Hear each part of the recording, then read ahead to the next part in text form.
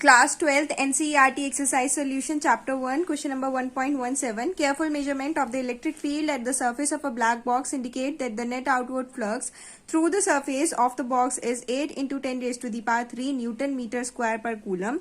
Part first. What is the net charge inside the box? इसमें बोला है कि एक ब्लैक बॉक्स है, उसके सरफेस से जो फ्लक्स है, आउटवर्ड फ्लक्स, वो हमें गिवन है 8 इंटू 10⁻³ न्यूटन मीटर स्क्वायर पर कूलम। अब हमें बताना है जो चार्ज इनक्लोज्ड है इन द ब्लैक बॉक्स वो कितना है। हमें सिंपल सा एक फॉर्मूला पता है, गॉस लॉ, गॉस थ्योरम से हमें पता है phi E is equals to Q by epsilon naught. Q is what? Charge enclosed by the surface. Phi is what? Phi is the net outward flux. अब हमें question में पूछा है what is Q, तो सिंपल हम इस फॉर्मूले से निकाल लेंगे what is Q. Q is equals to phi E into epsilon naught. Epsilon naught की वैल्यू हम कैसे निकालेंगे? 1/4 पाई एप्सिलॉन नॉट कितना होता है? K की वैल्यू होती है 9 इंटू 10⁻⁹।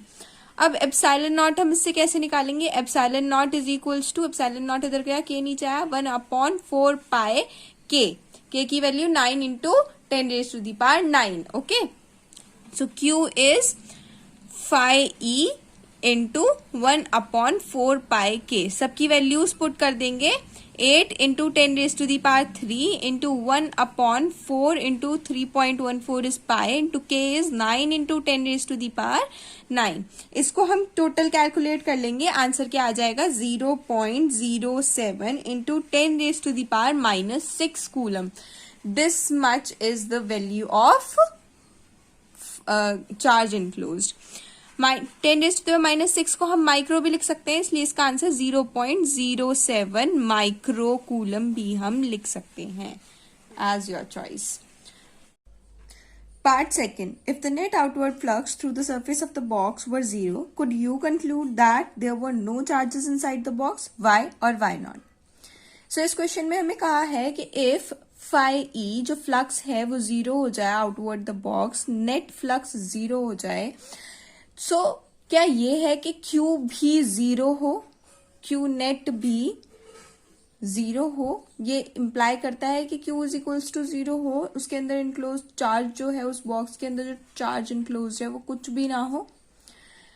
सो हमें पता है फाई का, फ्लक्स का, गॉस थ्योरम के हिसाब से फॉर्मूला क्या है? Q bye epsilon not. यहाँ पे जो Q है ना वो Q नेट है, मतलब टोटल कितना चार्ज उसके अंदर इनक्लोज है। सो हमें कंट्रोडक्टरी कंडीशन लेते हैं इसमें कि जिसमें 2 चार्जेस प्रेजेंट है इस बॉक्स के अंदर, एक है +1 माइक्रोकूलम और दूसरा है -1 माइक्रोकूलम। सो चार्जेस इसके अंदर प्रेजेंट है। टोटल चार्ज क्या हो जाएगा इसका? टोटल चार्ज क्या हो जाएगा इसके अंदर? Q is equals to +1 microcoulomb -1 microcoulomb total charge.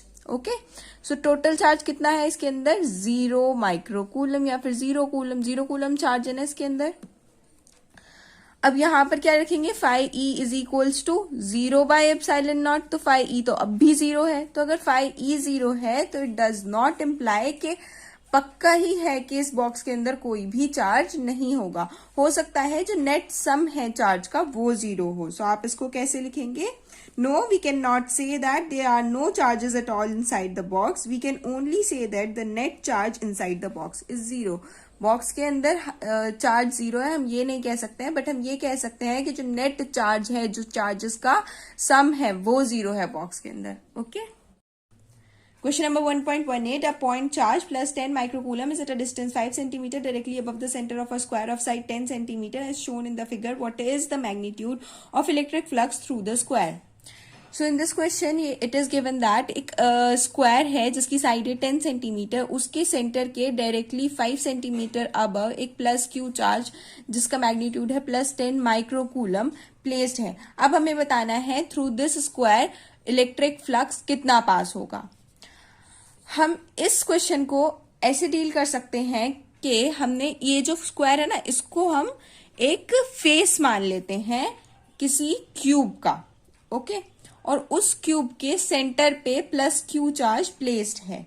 ठीक, अब हमें क्या करना है, total flux through this square कितना होगा, total flux through the square कितना होगा, phi E is equals to Q by epsilon naught by Gauss theorem. Okay, so flux through one face कितना होगा, सिमेट्रिकली सब फेसेस से इक्वल फ्लक्स पास होगा इस क्यूब के। अब कितने फेस होते हैं क्यूब के, क्यूब के कितने फेस होते हैं, 6 फेसेस। जब आप लूडो खेलते हो तो क्या होता है, 6 तक ही तो नंबर आते हैं आपके, 6 ही तो फेसेस होते हैं। सो 6 फेस होते हैं। फ्लक्स थ्रू वन फेस क्योंकि सबसे इक्वल होगा, और ये जो स्क्वायर है ये हमने एक फेस के जितना माना है, किसके, इस क्यूब के।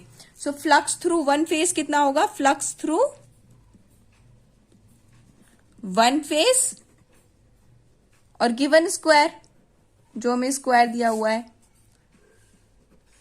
इसका 1/6, टोटल फ्लक्स का 1/6 होगा। ओके, सो कितना होगा, Q/6 एप्सिलॉन नॉट। अब Q की वैल्यू हमें पता है, Q की वैल्यू है 10 माइक्रोकूलम, 10 × 10⁻⁻6 अपॉन 6। एप्सिलॉन नॉट की वैल्यू अभी मैंने आपको निकालनी सिखाई थी इससे प्रीवियस क्वेश्चन में, तो उसमें देख लीजिएगा 4π × 9 × 10⁻9। This is the value of epsilon naught, sorry, 1/4π × 9 × 10⁻9. This is the value of epsilon naught. So इस वैल्यू को सॉल्व करके हमारे पास क्या आ जाएगा आंसर, 1.88 × 10⁵ न्यूटन मीटर स्क्वायर पर coulomb. Okay, this is the answer. इतना फ्लक्स पास होगा इस स्क्वायर से। Done. Question number 1.19. A point charge of 2 microcoulomb is at the center of the cubic Gaussian surface, 9 cm on edge. What is the net electric flux through the surface? So in this question, एक cubic Gaussian surface दे रखा है जिसके at the center एक 2 microcoulomb का charge place किया हुआ है। अब बताना है कि नेट इलेक्ट्रिक फ्लक्स इस सरफेस से नेट इलेक्ट्रिक फ्लक्स कितना जाएगा।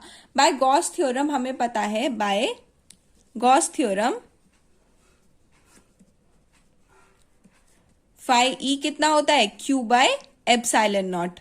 ओके, हमें गिवन क्या क्या है, गिवन हमें Q है, Q is equals to 2 microcoulomb. Okay, so हम यहाँ पे सिर्फ और सिर्फ हमें कुछ नहीं करना है, हमें यहाँ पे इसकी वैल्यू पुट करनी है। Very simple question. phi E is equals to Q/epsilon naught। Q is what, 2 माइक्रोकूलम, 2 × 10⁻⁻6 upon epsilon naught. Epsilon naught is what, 1/4π × 9 × 10⁻9।